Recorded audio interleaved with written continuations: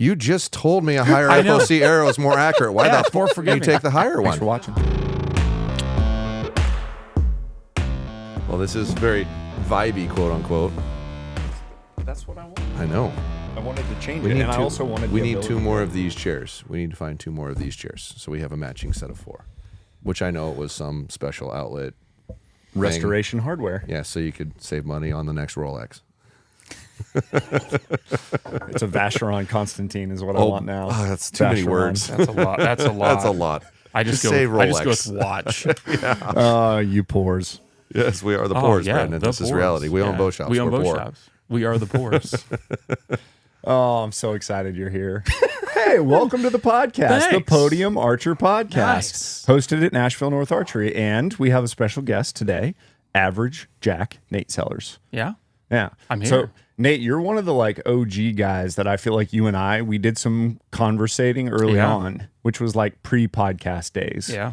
And I always enjoyed those, so I'm really glad that you came down. Yeah, I've been around the media scene for, this is 11 years now. This is 11 years I've been making YouTube content. Wow. So, yeah. Yeah, for those of you that don't know, these are the old people in the space. Well, 11 years is almost like when YouTube started. Yeah, it's old. Ancient Yeah, when I look back, I'm like, wow, that was A, old footage, but B, just like, the guys around at the time, there was only maybe a half a dozen, maybe a dozen at the most. And we were just all doing it for the love of the game. And now it's a business. It's a real thing now. Dude, that's awesome. Yeah. So you have YouTube and it's Average Jack Archery. Yep. Where else can people find you? You can find me on socials, obviously, Average Jack Archery, Facebook, Instagram. If you're in Central PA, come on down to the shop, 21 North Front Street. Average Jack Archery Pro Shop and Range. We're the largest indoor archery range in Central Pennsylvania. So we have 2 ranges. That's pretty cool. 40 yards and 20 yards, and we move a lot of product all over the central part of the state, and averagejagarchery.com too. We ship lower 48, not as much. As much. Yeah, you better be careful. Better be careful unless you're going to give discount. Yeah, unless you're giving Brandon a code, you better shut your whore mouth real fast. He ain't gonna like it.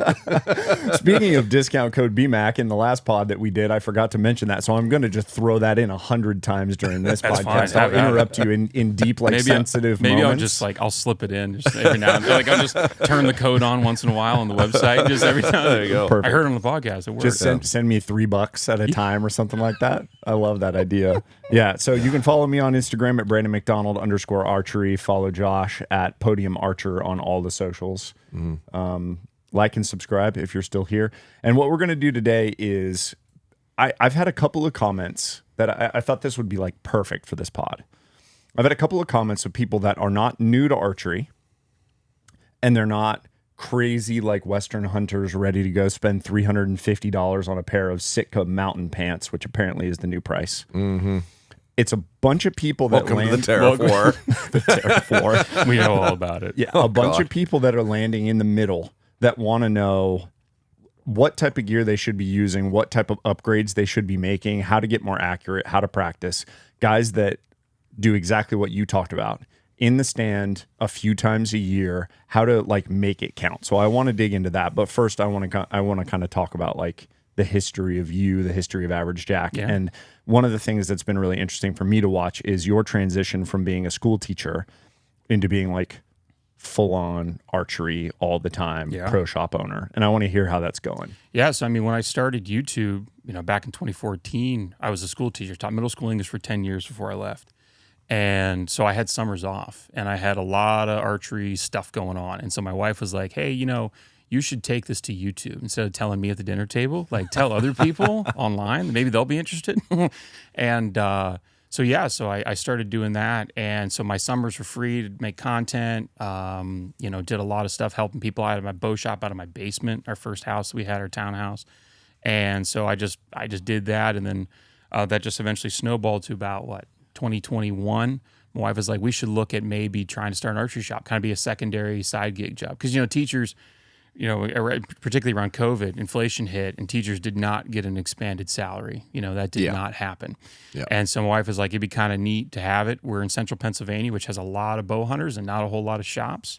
And the shops that were there, I was part-time working at one. And I'll say Pat's a great guy, he's a good owner, but it's small, and the need wasn't there. The need was there, but the desire to get into the level of paper tuning or group tuning, how to build a sight tape, that wasn't really there. Wasn't necessarily a smash you in the door and smash you out the door, but it felt like that. It had that vibe. And so where we went in Phillipsburg, PA is not too far from Penn State University. We're surrounded by public land. We're like 20 minutes from the elk range.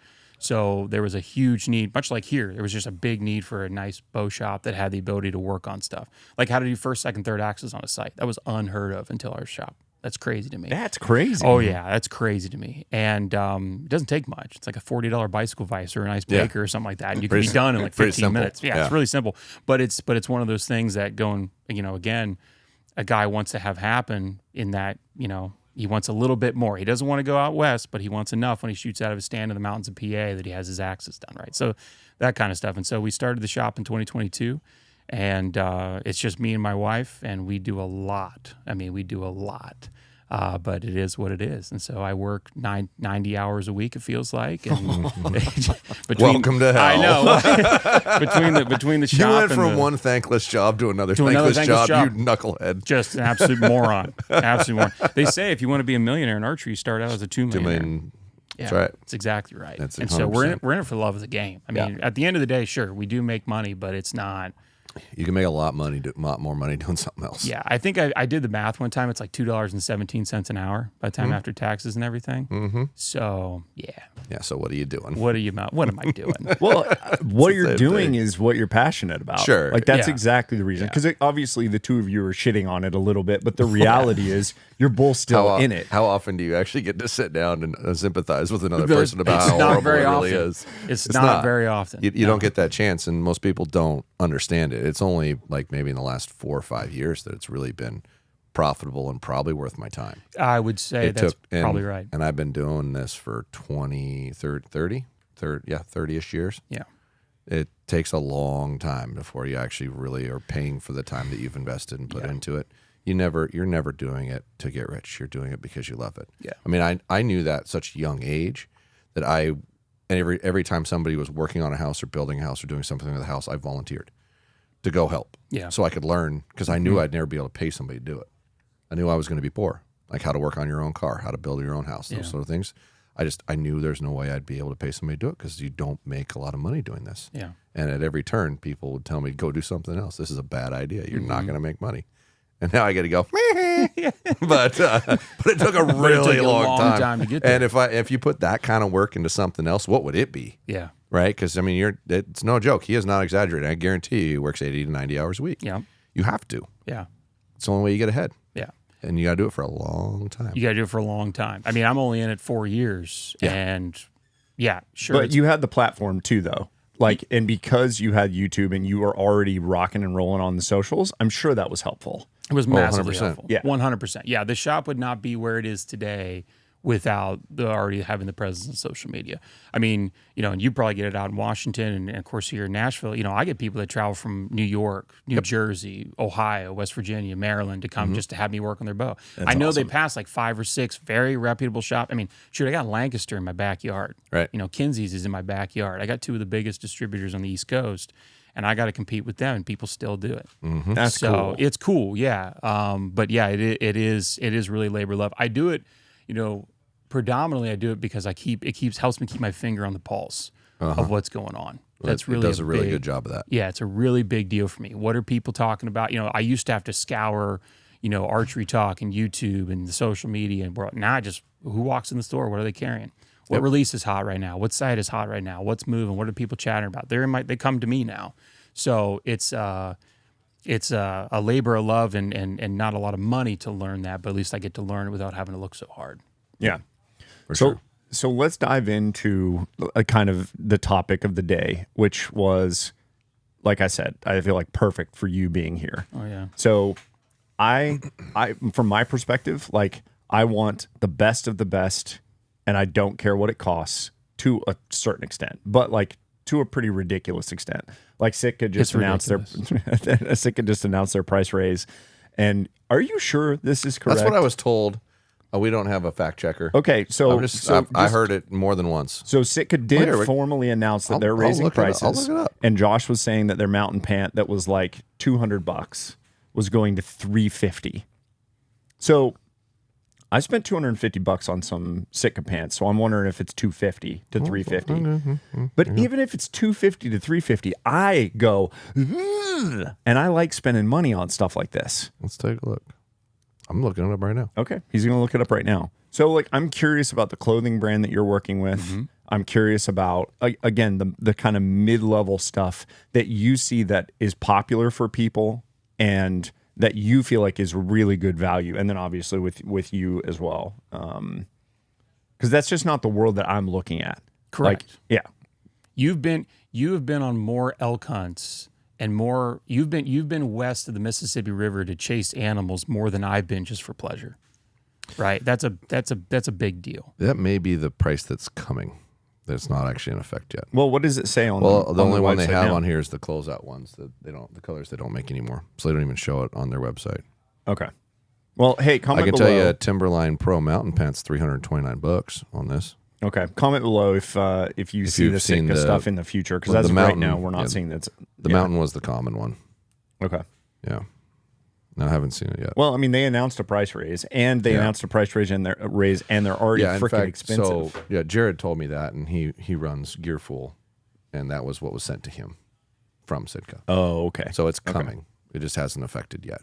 Okay. Yeah. Interesting. Well, let's start with clothing. Just let's stick on gear for a minute, and then maybe we'll transition over and we'll talk about like what people can do to actually like get better. But yeah. I mean, so I'm the marketing director for Huntworth Camo. We're out of Pittsburgh.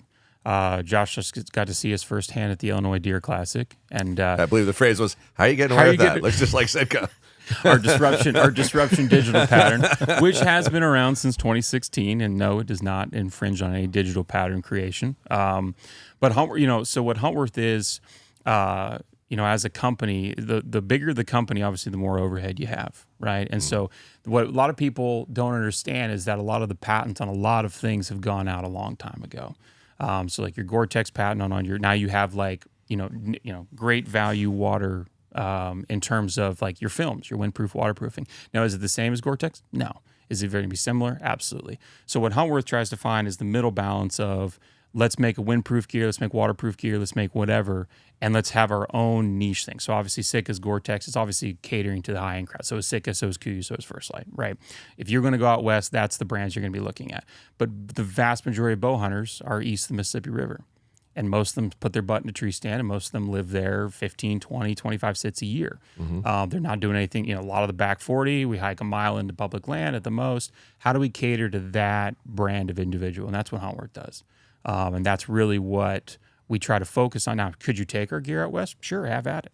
But that's really not what we try to intend ourselves for. We focus a lot on comfort. We focus a lot on warmth. We have heat boost. And that's really our big thing is keeping you warm in the north of Mason-Dixon line in particular. And okay, that's so really focus on. like deep cold stuff. Deep cold stuff, but also we have a gear called the Elkins. If you're familiar with the Sitka, it'd be like your Stratus or now the First Light Phase stuff. It's windproof. It's a midweight bib, pant, jacket, vest, right? But it's 2/3 the price. It's half the price, depending on whatever piece you're looking at compared to the other guys. And it uses all our own materials. It uses all our own windproofing and DWR, waterproofing, etc. We put abrasion patches on the knees and seat. We build stuff specifically for saddle hunters, tree stand hunters, whatever. But that's what we focus on. We're not going to build we get a lot of requests. Can you build a lightweight pant that puts knee padding, like it has a sleeve in there? We're like, that's not what we do. If you want that, sure, we could build that for you, but no one would buy it from us because that's not what we focus on. Okay. So yeah. That's Huntworth in a nutshell. Okay. I think, and Huntworth is a family-owned and operated company. It was started by Neil and Karen in their garage in Pittsburgh in 2001. And they're still the owners. They still come to the office every single day. And we have less than 35 salaried employees, and we sell all over across the country. Interesting. Both in store, mostly in store. We do a lot in the farm and fleet, which people feel like cheapens the brand. But I can tell you, the vast majority of whitetail hunters have no problem walking into their farm and fleet store and walking out with their entire year worth of clothing. They have no problem walking in to a Shields and walking out with a bow. They have no problems with doing that, none whatsoever. And so that's where we put our product, and that's where it sells. Yeah, that's fascinating to me. Like I said, it's just not a world that I understand. Do you carry or will you carry any like lower tiered pricing stuff? Possibly. Okay. It just depends on what the demand's like. one reason or another, we've actually struggled to sell lesser expensive things well, like high-end stuff. And I think that the reflection of that is, I think there's a lot of shops that aren't carrying the high-end products. Correct. They're carrying mid-price and low-price products because they think that's what their customer wants. So that leaves a void for the high-end customer, right? And I'd heard that when I first thought about coming here. I called a friend of mine that was the dealer contact sales manager for UltraView before they removed that from their platform, and they'd done a crap ton of analytics. And I mentioned it to him that I was thinking of coming down here in between the first chat I had with you and before I actually came down here. And he said, there's a giant hole right there. Like, we sell so much stuff direct to consumer there because no one stocks it. And I think that's why I've done so well with the high-end items that we're allowed to sell online. So mid-range stuff has always been hard. I'm very open to it, and I want to do a better job of it because I've probably mostly focused on that, and that's on me. But yeah, mid-price stuff, nothing wrong with that. I mean, that's your average guy. Yeah, that's your average guy, but it is, as a shop owner, it's tough. Whenever I was starting and I was talking to a lot of shop owners, like, what should I think about stocking? And particularly here in Pennsylvania, what is like the clientele? And a lot of them say, if you have the $300 rest on the wall, and that's the only rest you have, they'll buy it. As soon as you, right? Yeah. And as me being the average guy, I really struggle to stomach that. I really struggle to stomach that. You're such a good guy. I can't, It's in the name. It's in the name. The average cheapens it. It does. It does, man. And I struggle with it. But at the same time, as we've grown our stock and as we've, built out the shop, for the first 2 years, every dollar I made, I put right back into the store. Every single penny. And so, put that into stocks. Now I have everything. You want a $300 Hamsky Everest or Epsilon? Sure, we got it. You want a Whisker Biscuit? We got it too. I mean, it's just kind of one of those things. But my wife will tell you I'm the worst upsalesman in the world. I am the worst upsalesman in the world. And I think it's just because I know what it's like to be upsold to when I walk into a store. And I don't like that at all. It just makes me angry. But there are a lot of guys that just want to be told this is the best, go with the best. And just go and rock with it. Well, now that's a conversation I want to have with you. So where are you drawing the line in what you consider an upsell when it comes to, like, say, sites, for example? Yeah. Good example. What is it that you would recommend, and why is it you wouldn't recommend something above it? So right now the number one selling style site, in my opinion, right now is a multi-pin slider site. That's huge for the market right now. Just fact. Yeah, it's just fact. Straight facts. Straight fact, right? And there are a lot of guys, of course, we're in Pennsylvania, so we have TAC. TAC is just 2.5 hours south of me, right? So I sell a bunch of stuff for that event. But most of those dudes just do PA TAC. They don't go to any other state and do TAC. They don't have any interest in going west of the Mississippi River. They hunt whitetails from Illinois and east, right? But they want to go to TAC. I could sell them a Spot Hog triple stack. I could sell them a CBE Trek 3V. I could do that. Or I could sell them the CBE Tactic for $140. Does exact everything they need, but it's going to be a 3-pin site when they come back to the east, and they feel very good that they went to TAC and built a tape out to 80 yards. But I didn't sell them a $250 site. I sold them a $150 site. Now, stop me if I'm wrong, but that doesn't have all the access adjustments, right? But most guys don't care. So you are correct. But hold on. Is it your responsibility to make sure they should know that? Yes. Because every site built, period, should have 3 access adjustments. So everything that I have on the wall goes in, it's obviously striped. So I got, here's your cheap, here's your mid, here's your high. Right. And within that is the brands. So I'll just pick, so let's say I got Spot Hog, Redline, and CBE on the wall. Okay. And they're all in that price point. They're all banded out like that. I can say, hey, this has first, second, third on it. This has only second on it. Like the CBE Tactic only has second on it. Yeah. Do you care? And they're like, well, then they'll go, I don't feel like spending the extra money. And I'll go, okay, well, here's why you might want it for TAC. That third axis is very important. And they can make the decision on whether they want to have that or not. Now, I say I would definitely want it. I would want every single axis on that site. But possible. Isn't that third axis important out of a tree stand? Absolutely. So you just said for TAC, and you just put it. You hush. I'm willing to agree with Bougie over here.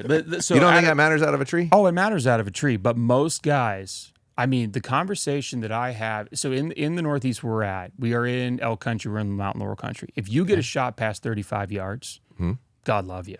That's amazing. Most of my shots, I'm sitting in a pocket of mountain laurel and a red oak, and it's like 20, 25 yard pockets. Third axis at that distance doesn't really matter. What a lot of guys, is it going to change your impact point at all at that distance? I don't know. Yes, of course, but it's going to be. You said I don't know. I don't know. Yeah, whatever. You guys keep going. The big thing really is, again, if a guy's wanting to spend the money, he wants the best thing possible. I'm going to tell him that's the best thing possible. Okay. I mean, if that's the vast majority of guys don't even know. Like I had a guy come in here, he had a black gold sight, one of the whatever the Rush, whatever the cheapest thing, right? Fixed pin. He knows it's a black gold sight, and all he reads and all he hears about is that black gold's one of the best in the industry, and they're a great sight. It has no axis adjustments whatsoever. Yeah, Rush is 0. Literally 0. It's a plain fixed pin. Plain sight. fixed pin sight, but he thinks he has the best thing because it's a black gold, Gotcha. or it's a spot hog, or it's a whatever. Sure. Right. So I don't want to crush his hopes and dreams of telling him that he spent $70 or whatever the Rush costs. I don't know off the top of my head, and tell him he didn't get the best. He just has a pretty standard. I mean, he could buy that $30 sight from Trophy Ridge that would do the exact same thing.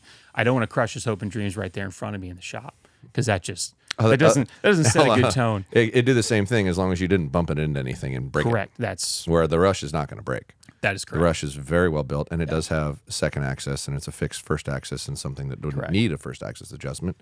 The only thing it doesn't have is a third axis. So it does have some features that some do not. Some do not. And it is durable AF. Oh, like if you're buying a fixed pin basic sight, it's probably the only You one I'd can look recommend. at it and be like, that thing's built like a tank. It is. Yeah. And it's under $100. Correct. And it's American made. Yes.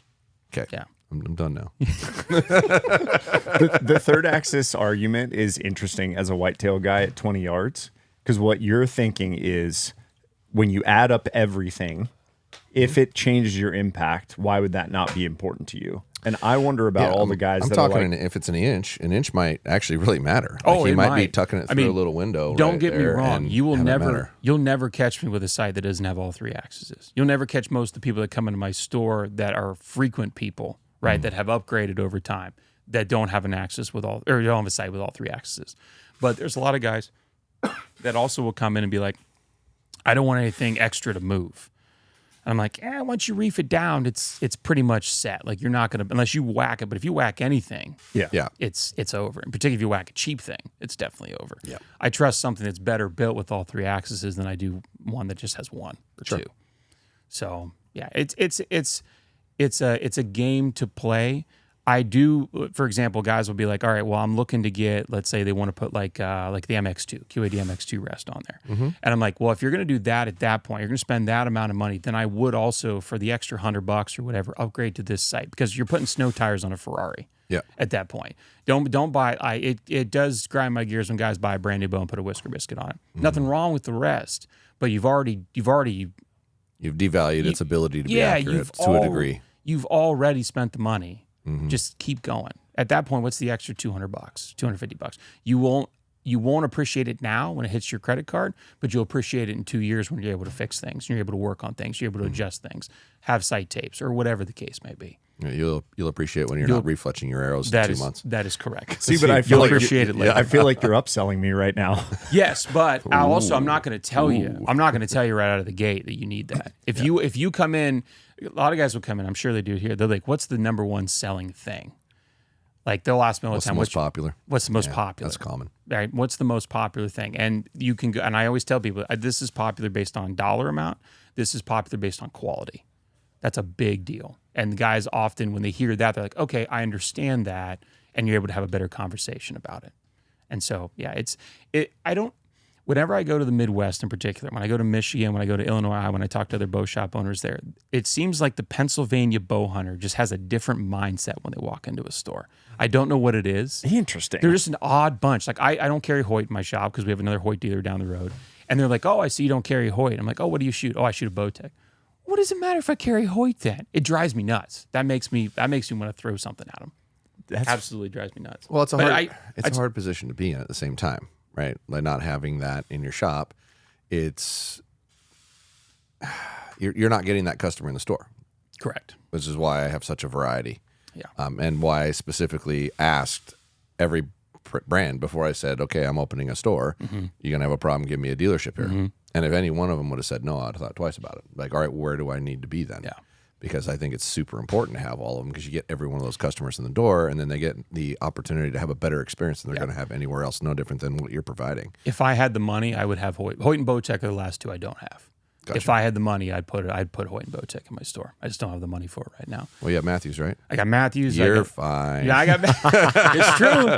I'll tell you right now, if I opened anywhere and couldn't get Matthews, I wouldn't open. There's no point in opening. You're just stupid. In 2025, Sorry, there's no point. I mean, seriously, You wouldn't Scotty do it. likes being poor. No, it's not that he doesn't want it. It's like it's hard to get. Yeah. And if there's a area where there's a need for it and you can open a shop for it, I mean, as long as you stock product, there's a good chance you're going to make money. That's correct. Now, you're not going to get rich, but you're going to at least get people walking in your door, and that's the problem. If you don't have that brand, half of the clients aren't walking in your door. Correct. Half. Ooh. That's hard. I didn't know they had that big a market share. It's about half. Real close to half. I can tell you what the bow sales are in here versus any other brand, and it's way worse than that. Like, it's bad. Oh yeah. In comparison, It's probably about 80%. yeah, probably pretty close to it. Pretty close to that. If you have like a wide variety in your store, and Matthews is one of them, there's a good possibility 60 to 80% every bow that gets sold out of there is theirs, and that's not by your customers. Sorry, that's not by your employees. It's the customer walking in wanting that bow. Yes. Right. So I can see where they're half of the market because there's a lot of shops that don't have it. And so that shop is selling something else and pushing something else and trying to explain why that's better, because that's his only option. Yeah. Yeah. Well, we Nate, put it. you shoot elite, right? I do shoot elite. I love elite bows, and that's not because I think Matthews makes a bad product. I've told people that if I didn't shoot an elite, I would shoot a Matthews, but I tinker way too much. And outside of the Atlas and now the the V3X33, the Phase 433, and now the Lift series, they didn't. Like the short bows don't even go to my draw length. I got like a 31 and a half inch draw length. So the short ones I can't even jive with. And I've always been a limb stop guy. Elite was the only bow for a long time that offered a limb stop. And then just the tinkering on everything. So Bowtech was always really appealing to me. Elite was always really appealing to me. And so yeah, I've been shooting Elite for almost 10 years now. Well, Matthews has to be moderately more appealing to you now. Yeah, Matthews with that limb shift technology is like very they're tickling the bag a little bit. Oh, just a little bit. Matthews. Let's have a moment for Matthews here. If you could just ship all the bows out of the factory with that limb shift, the same top and bottom. Please, God. Please, God. Because every single bow that comes in, one's this way and one's in this way. Annoying. Oh, it's super annoying. And I got to set them every single bow. As soon as I pull it out of the package, I pop the screws off and I put them back both to center, both top and bottom, because they're never the same. How is They that have not a yet to be thing the that they're same. doing? Not sure. I know they say they don't recommend adjusting that at draw, so I doubt they're pulling it back on a draw board and tweaking those things to match something. I wouldn't think. So I don't know. That's odd. But I pull every single one because the very first one I didn't even think to look at. And the guy's like, let's put this through paper. I put it through paper. It was awful tear. 3-inch tear. Hideous tear. And I was like, oh no. And then I looked at the limbs and I was like, oh. So I fixed it. It took 2 seconds. It's a great system. The fact that it took 2 seconds felt really good. It felt really good. It's like, oh, that's awesome. It does. I mean, and that puts Matthews, Bowtech, and Elite all right there. It takes like 2 seconds to work on something. And but then I went over to my wall and there's like 10 bows hanging there, and I was like, yeah, they're all off. So here off they come, and then I had to fix every single one of them, and every single one to date has still been exactly the same. They're all off. That's odd. I also want them to make 1/4-inch increment mods so that you guys have to double the amount of mods that you have in your shops. That's what I want. Is I there want that. something? Did you just say yes? Listen. Does PSE have the patent on the little slider bit for the 85 to 80%? Because if Matthews could at least give me that, that would cut down on half the mods. That's I have on a to stock. Hoyt. So I came from somewhere. There's got to be Hoyt some has that too. variations that they could be Hoyt has a making. little peg. Yeah. It does the same thing. I know. So I'm gonna say, but somebody I know had. they either license it or whatnot. But I mean, Matthews- that would be so much easier. But they would probably claim it's less efficient to do it that way. I would take a 2 feet per You know second how many loss. modules I have in stock? I can't even. I know how many I have in stock, and it's probably a tenth of what you have. I have over 1,000. Yes. Yeah. For sure. Yeah. And it's probably worse than that. And that's probably just in one store. Yeah. And I got that much in the other one. Yeah. It's awful. How many old switchways do you think you're probably sitting on? Not even Switchway X. Well, I sell them every day, so it's not a big deal. But we used to stock 10 of each of the original switch bait of 85 and 80% in every letter. And I think we're down to like 5 of each now instead of 10 of each because they're not moving nearly as fast as they used to. No, of course not, yeah. But we'd still sell a lot, like a couple a day. So if you have them and you have them online, you've got a good chance of selling them. Yeah. Because a lot of shops don't want to carry them. No. Or they'll order the bow in the spec that the guy wanted, and they've got a little drawer with a miscellaneous hodgepodge of options. And say, well, I got this, or this is close, or that's close, that kind of thing. And that's never going to be acceptable to me. No. I want every exact one. And it's like I said, it works out in the long run. It's just I did the math once. I have 6 figures in Matthew's modules. Yeah, I don't have 6 figures, but I have 6 figures. But I have it's a gross. very uncomfortable amount of money in Matthew's modules. Isn't it? Yeah. Yeah, but Yeah. you as a shop owner, if you have all of it, you could just say, I can fit anybody. Oh yeah, and I do. This one bow fits every single solitary right-handed person that walks in looking at it. Period. And how often Instead of 10 bows or 15 bows or 20 bows because of the poundage variance. How often do you think they check the 80% out west?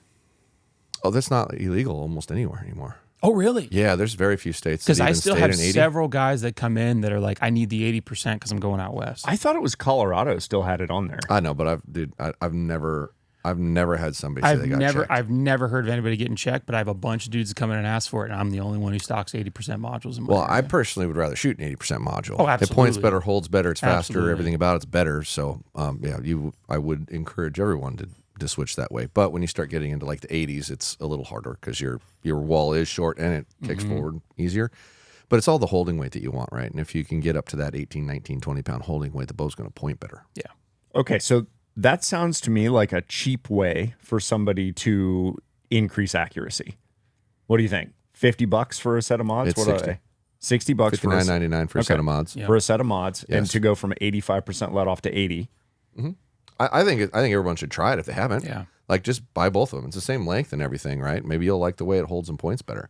Most people, if they don't know any better to what's going to actually make them shoot better, the 85 feels better. Yes. But the fact that you have to stay in the pocket and you have to pull it all the way back, no different than the 75% let off on the titles. Yeah. It's like I do that on purpose. I want to forcibly hold it back. I don't want it to relax forward. And that if you come off at all, it immediately starts to go forward. And you'll watch it, some of the videos of shooting that bow over the last month and a half. I hit the back wall, I anchor in it, it goes forward again because I relaxed a little bit and it went forward. I went, oh, no, you have to keep back pressure Gotta keep into it it. in. And when you keep back pressure into it, it's more consistent. Yeah. It's not as comfortable, but I'm not shooting a bow And to be that's- comfortable. well, I'm and shooting a bow to be accurate. And that's the issue. Most guys wanted to be comfortable. I had a guy come into the store not too long ago, actually, and was like, wow, I just feel so jumpy. And I looked at the 85% modules on. I drew it back, felt like I was holding absolutely nothing. Yeah. But literally he pulled back right there in front of me and just, there it goes. I'm like, dude, how much are you relaxing, man? That's 85% let off. Well, Like, you get used to whatever it is, right? So there's always going to be this influx of that's going to happen regardless of which one you have. yeah, Because you get used to how it feels. If you get it timed right to where it's not, pulling weird, yeah, you'll get used to it after like 2-3 months, and almost everybody starts to do the same thing. You'll watch them creep forward periodically because they're just trying to relax into the shot, and that is the wrong thing to do. yeah. You relax into the shot, you're not strong in the shot, your front hand moves more, and it's slower. Like, just have it be a little uncomfortable. Yeah.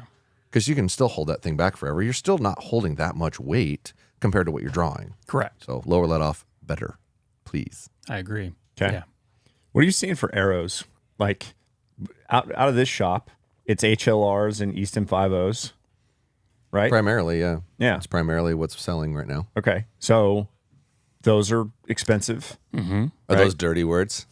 Well, that's what They are expensive. They are expensive. But that's another thing I'm curious about is, are people willing to spend the money on certain things when it comes to, like, I'm an average guy, I'm an average shooter, but I'm willing to spend some bucks on broadheads or on arrows or whatever it is. So I'm just curious to see what you guys Yeah, are selling a arrows lot for of. sure. I'm willing to upsell on arrows because the arrow upsell is a lot of guys are like, okay, the bow is what it is, the rest is what it is, but it releases in arrows. I'm able to show the person the difference very, very quickly.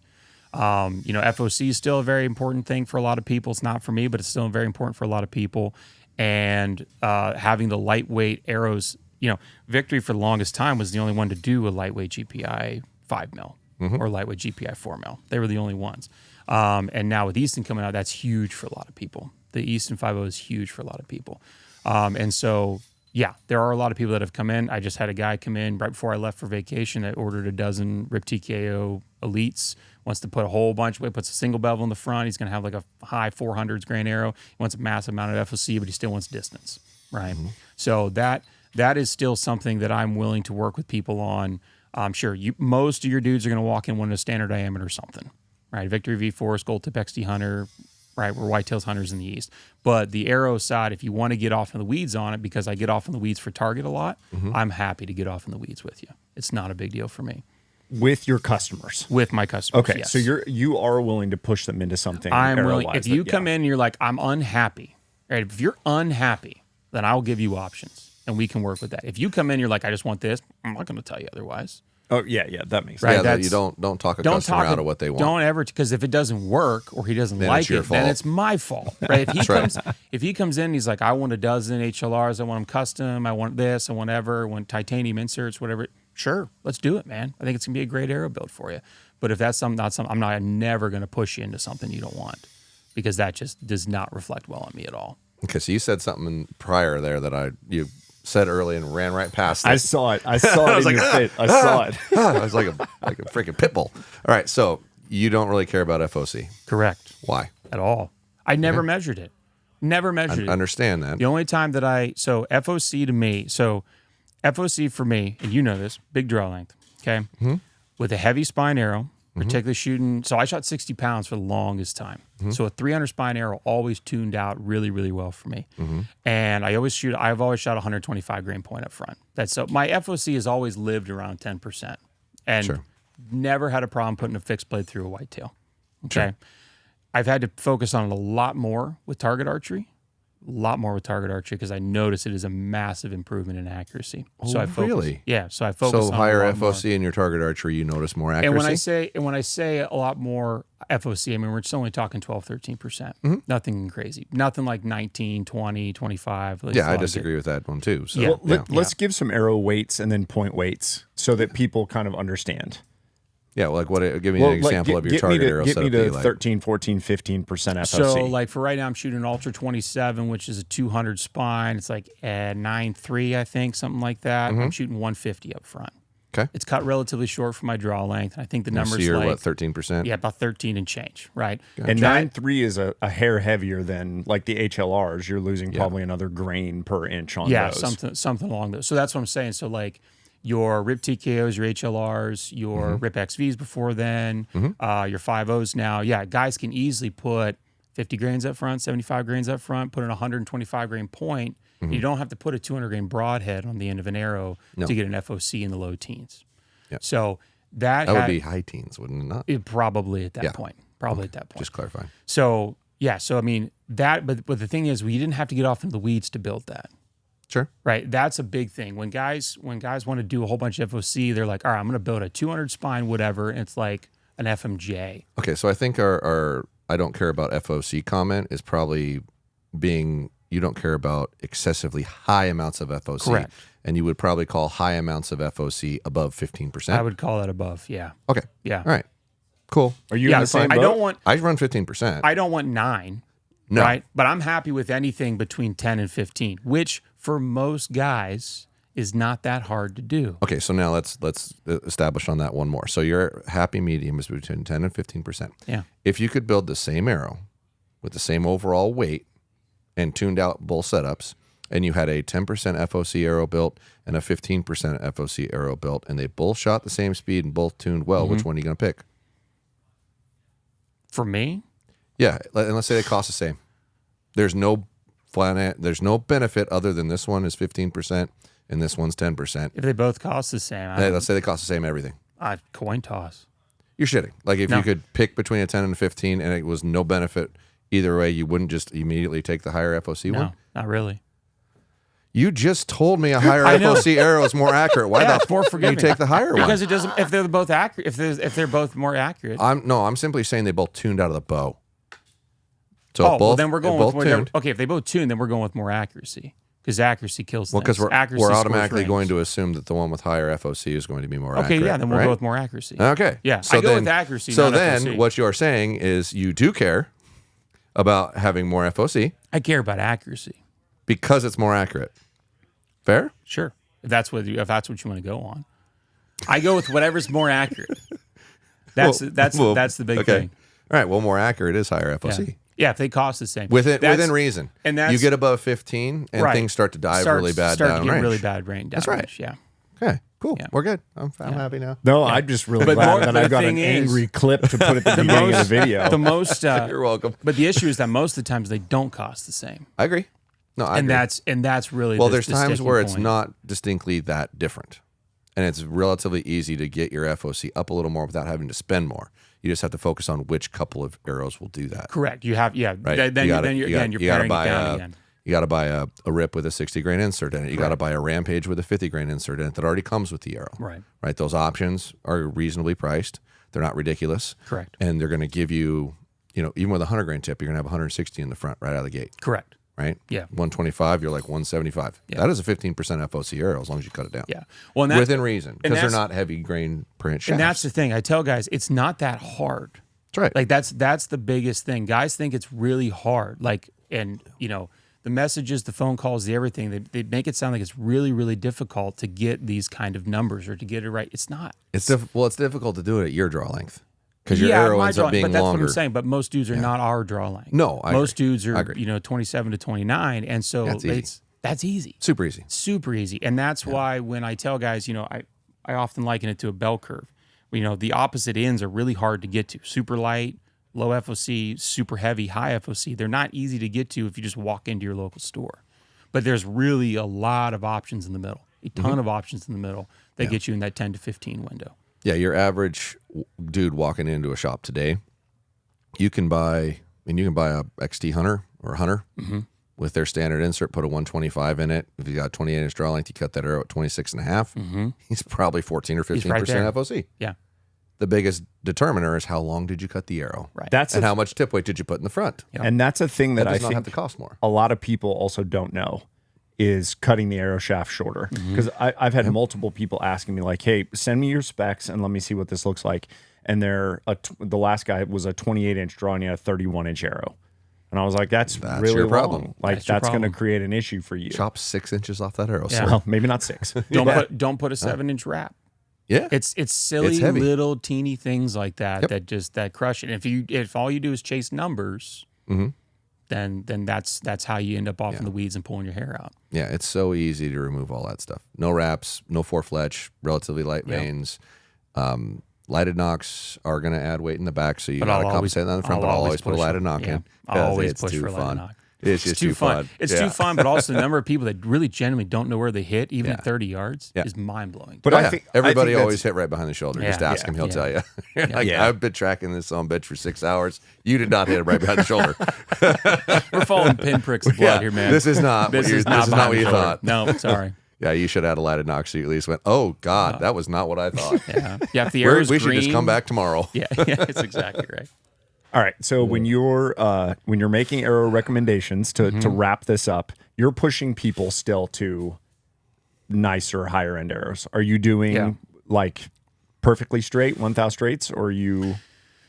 Because most dudes are not a 31-inch draw length, a lot of them can get away with a 3,000 straightness arrow. Yeah. Right. A lot of them can do that because we're chopping 4, 5, 6 inches of carbon off the front, and that really helps out a lot with that. That Most makes guys a 3,000 straightness arrow a 2,000 really, straightness, if not really even quick. straighter. If not straighter. Yeah, it makes it. You're it cutting makes a bunch it lot. off. Yeah. Yep. And so I like to shoot 1,000s because I have a 31-inch draw. So yeah, I will do that, and I'll tell that to customers. Like because they always ask, "What do you shoot?" Right. I'm like, "Well, I'm going to shoot a 1,000s because that's what I have." But if that's not in your budget, we don't have to do that. We can work with the 3,000s. And if we need to work with the 6,000s, we will. There's nothing wrong with it. But yeah, the arrows and releases, man, like getting the guy to shoot. When guys go from a cheap roller sear style release to a higher end, crisp, and it doesn't have to be a handheld. Can it be even just a nicer wrist strap? Yep. It doesn't matter. It's mind blowing. They just, you see the light bulb go off, and they're like, wow, that's what, quote unquote back tension. That's what a surprise shot feels like. Yeah, because you don't sit there and you feel it. You feel the flat spot in the roller. How do we get rid of that? And all of a sudden, the groups just from doing that will tighten up a lot. What do you sell for a mid-price release that you feel like is a really good value release for the money? In a handheld or whatever. a forefinger.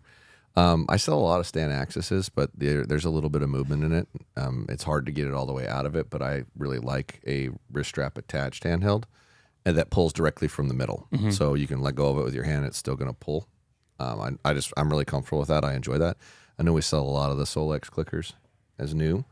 That's a higher. That's like top end though. No, those are $110. Oh, the Solex clicker. Solex Okay, clicker. Yeah. But any of the good handhelds will get you there. I mean, whether it's a Stan, a Carter, a True Ball, Ultraview, whatever, they all have some really good mechanicals internally to make that work well. But personally, I like something that's hunting ready. Like I don't want to feel like I have to push a button or engage something every time I want to fire it. So I tried to find, I think it was a year or two ago that I went through everything that I considered a hybrid, which was still a handheld style release that was well attached to a strap that I could pull back with the strap and not my hand if I wanted to. And then I went through which one felt the cleanest. Like after I dicked with all of them, which one felt like it had the cleanest mechanism out of all those. Because when you remove the spring engagement series, you're going to get more travel, and you're just going to feel not as clean.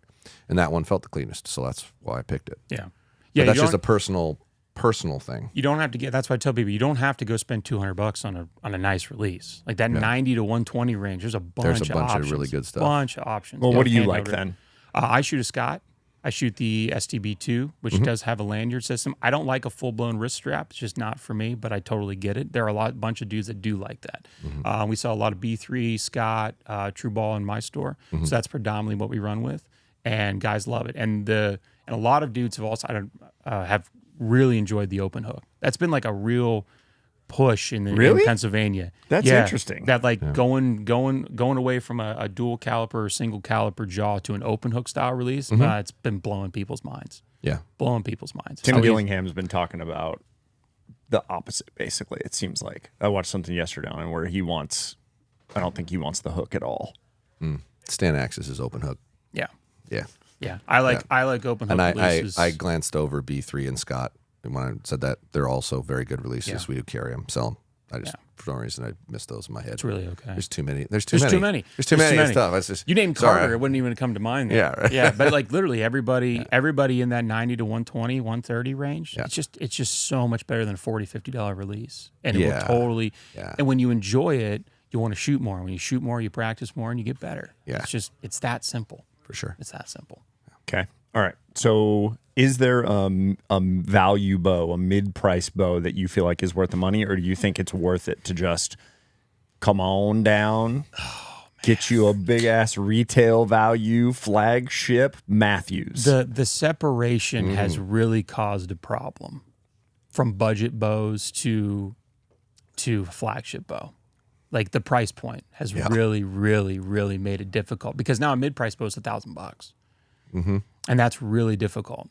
And there's not that many of them. There's not that many of them. Like in most brands. Right? Yeah. So you have like in that mid, what I would consider that upper mid, you have like the Dart and Consequence, you have the Elite Hunter, the Terrain. Bear's got a couple up there in that $600, $700, $800 range, but there's not very many options there. They're really not. And all you have to do is spend like an extra $300, then you get all the bells and whistles that come. Well, and don't leave off Prime Ronin. Yeah, the Ronin. Hoyt Torx 6T. Yeah. There are options in there, but Bowtech Carbon Zion or whatever they call it. Yeah, the Zion. That's in there. Which used to be the Rose and all that. Yeah, they still have the Rose actually. But yeah, there's prices that exist out there, but they don't get freshened up very often. So as a shop owner, you forget or you just dismiss it. And I've told all these companies the same thing. I was like, you should be changing that bow every 2 years. You would gain so much more of the market share because guys just forget that that's the option. It's not new. It's not special. It's not unique.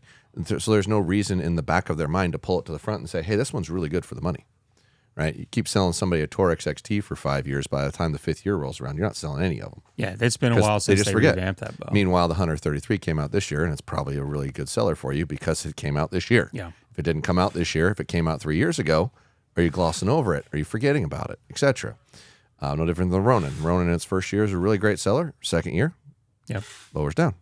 It's not new. But Consequence, then the Consequence too. Both have been bangers for me. Last year and this year. Sell a ton of that bow, but it's been new 2 years in a row. Correct. But this is a marketing issue and not necessarily a quality of bow issue. Or do you think it is quality? I don't think it's a marketing issue. I don't think it's a quality of bow issue. I think it's a relevance to the shop owner. If you made a new bow, I'm more cognizant of it. If you didn't, it's last year's bow and it's still meh. Because you very well know last year's high-end bow doesn't sell. Correct. Right? Period. Period. Like you might as well take them out back and light them on fire. Yeah.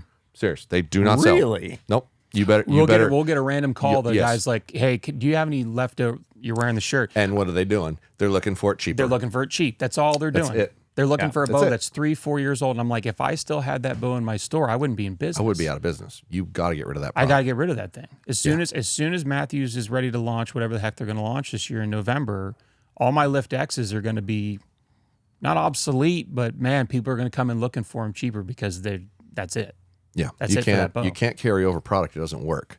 And because that mindset has been pounded into every shop owner, I guarantee I could put you anybody that's got their head out of their ass in a shop owner position is going to answer that question the exact same way. Yeah. It's like, it is worthless if I still have it because I'm going to take it in the shorts because you see the financials when you do it. There are a lot of shops that I walk into in Pennsylvania that still have bows that are 2, 3, 4 years old, brand new. And they've knocked like $100 off. I'm like, you ain't moving it. And they know they're not moving it, but it's just like, I can't justify taking a loss. Dude, I justified taking a loss in 1997 forward. It's like, that's dead.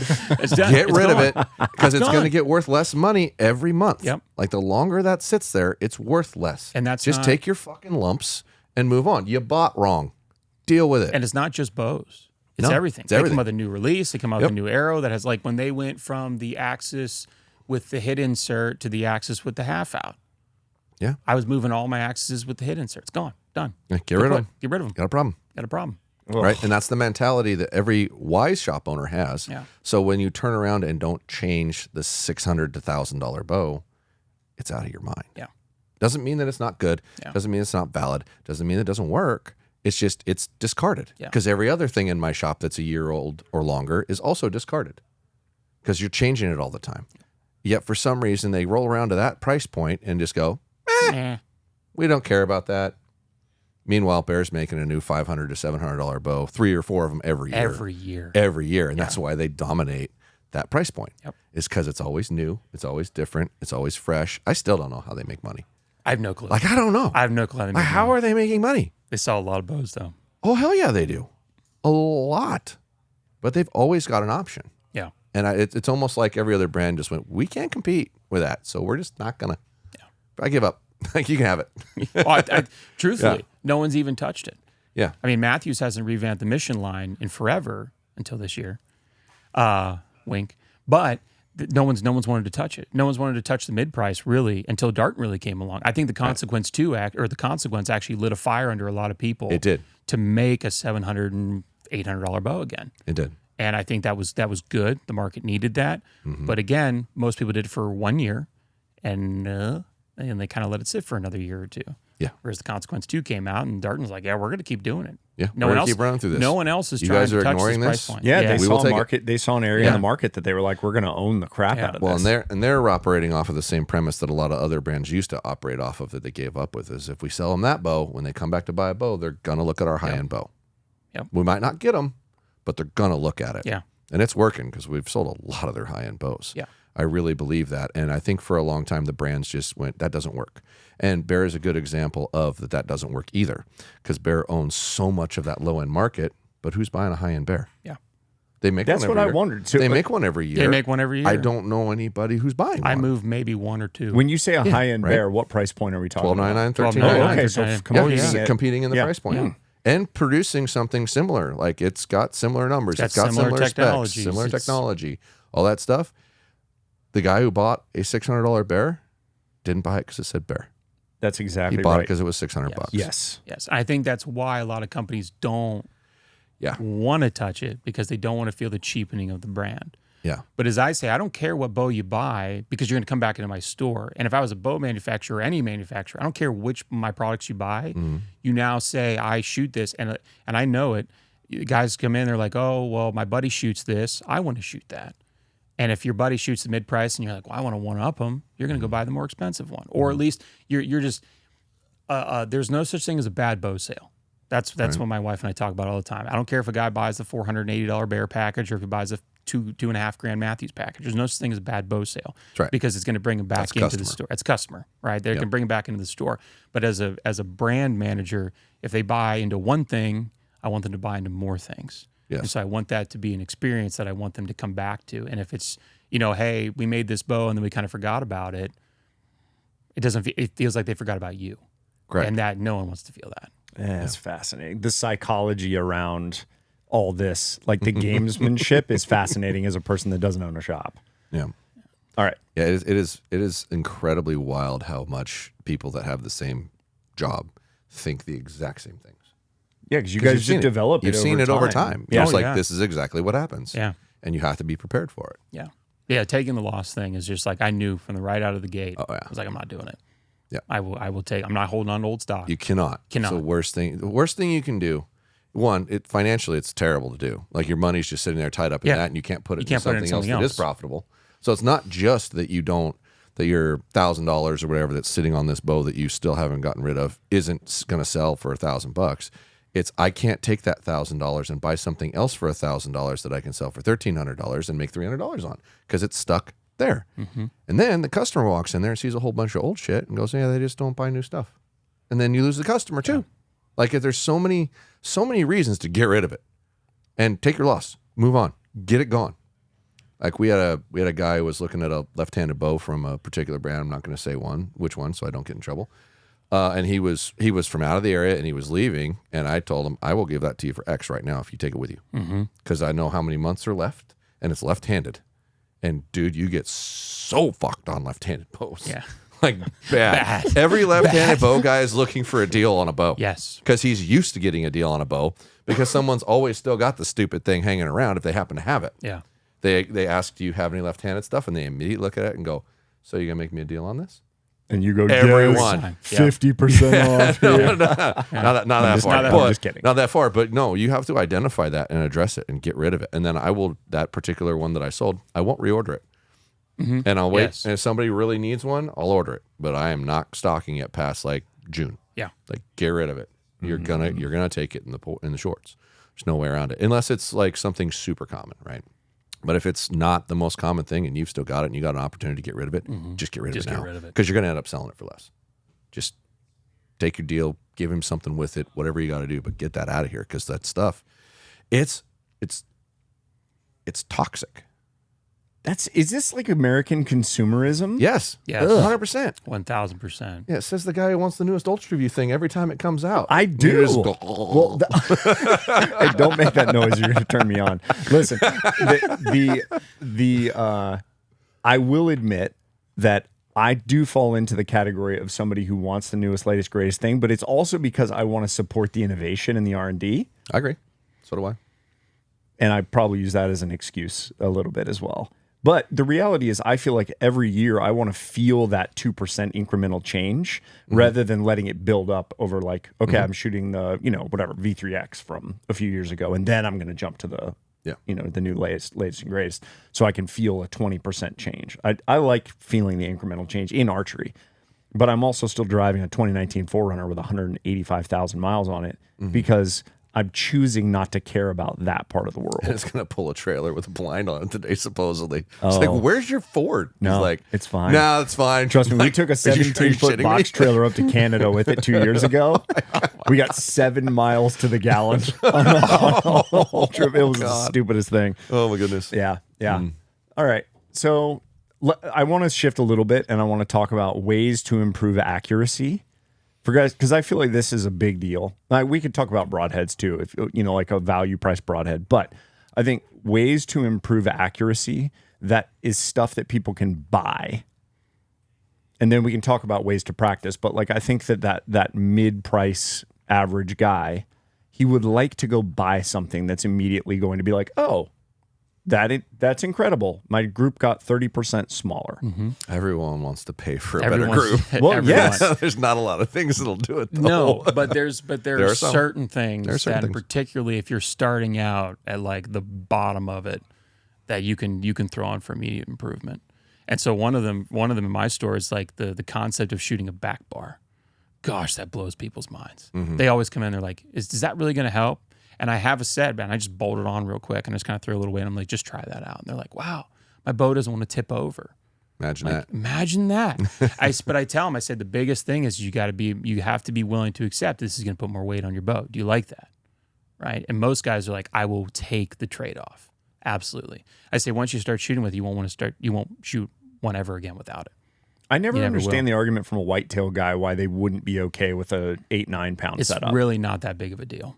That's why I tell guys. I said most dudes you're not schlepping this into the elk backcountry, which I definitely think you should have a back bar then. But like this, you're not going very far. It's not that big of a deal, and it will massively increase your accuracy. And also going back to the axis conversation, you'll notice very quickly if you're out of level because your bow will feel like crap, absolute crap. And so like, that's a big thing. That and upgrading your release. Those two things are massive. If you're starting off with, I've been bow hunting for 10 years. I feel good. I kill a lot of animals, but I just want to get a little bit better. I want to shoot more. I just feel like I'm not really all that stable in my own yard.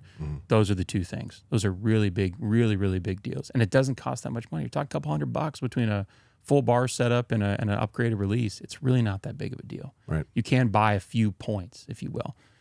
But really just being able to see your pin float less, you just feel more confident. You just want to shoot more. If you want to shoot more, you want to practice more. You want to practice more, you get better. It's really, really straightforward.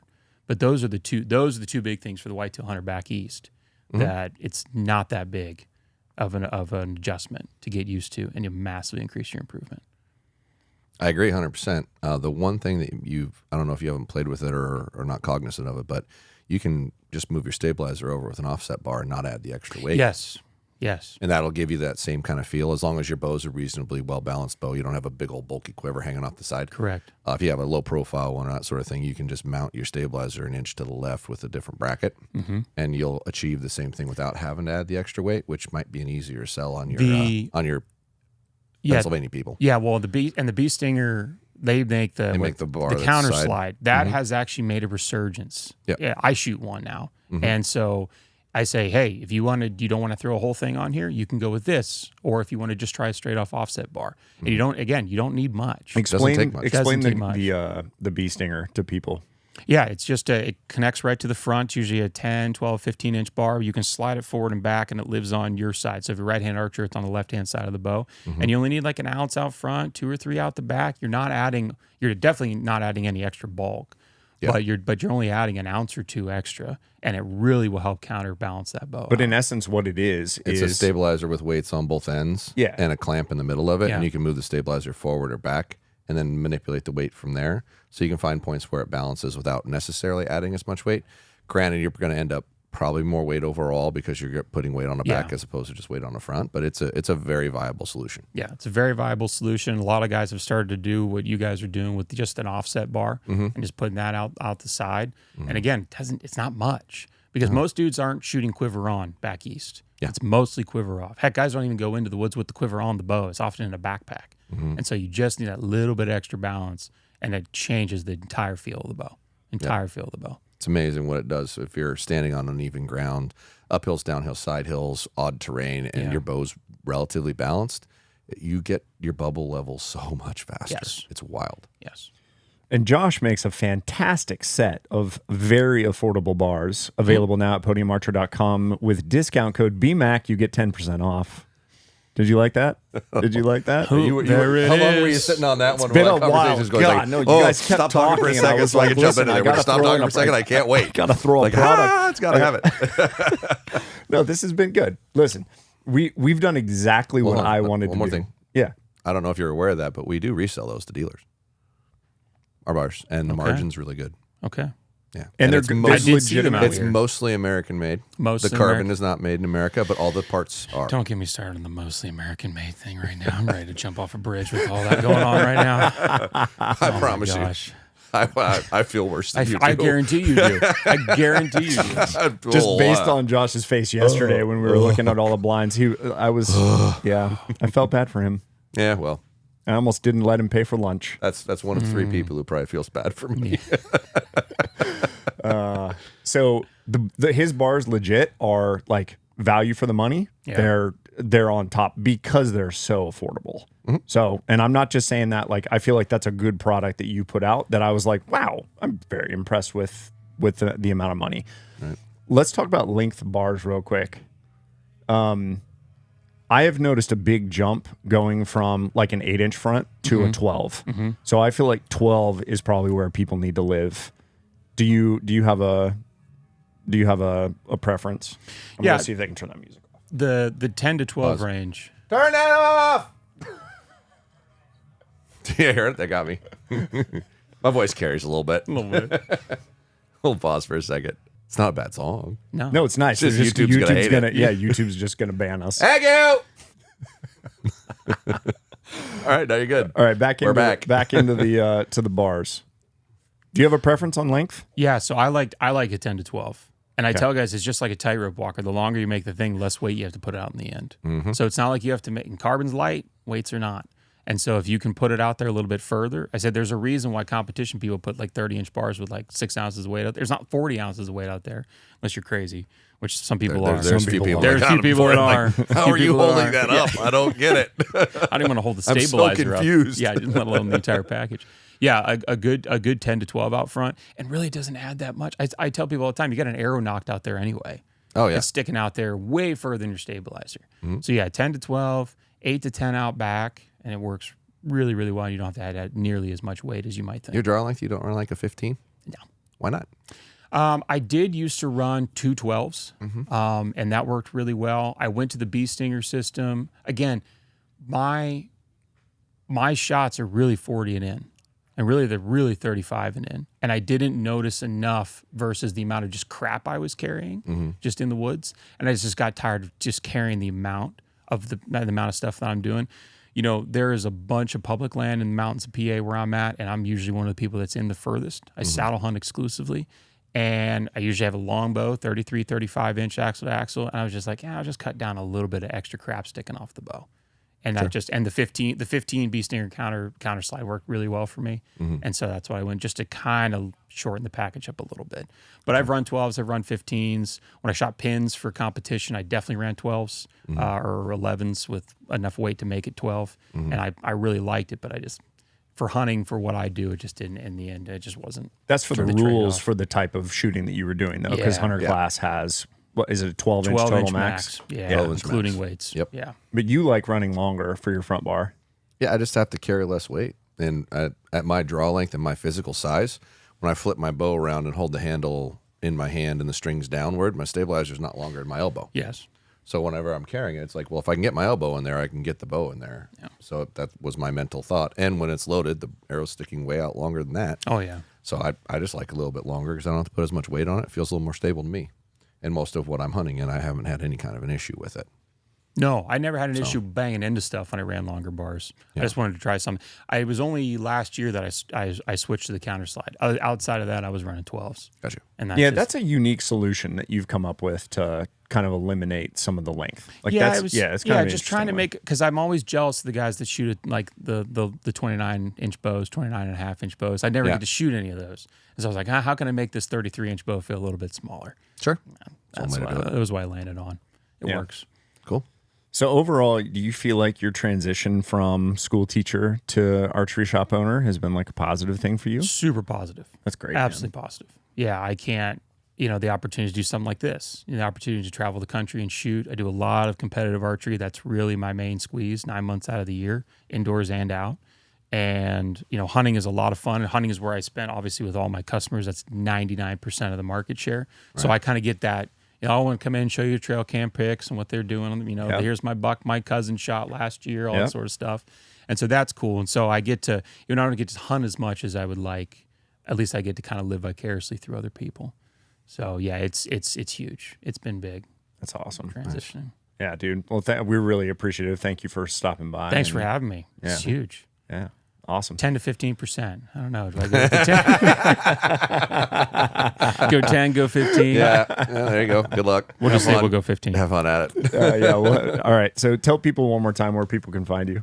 Average Jack Archery, YouTube, Facebook, and Instagram. If you're local to the shop, 21 North Front Street in Phillipsburg, PA. Welcome to come on down. We'll work on anything you got. That's really where to find me, where to talk to me. And if you see me on a local tournament trail, say hi.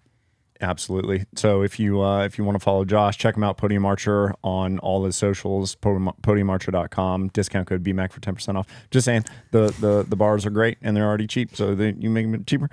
Follow me, Brandon McDonald _archery. Again, thank you for watching.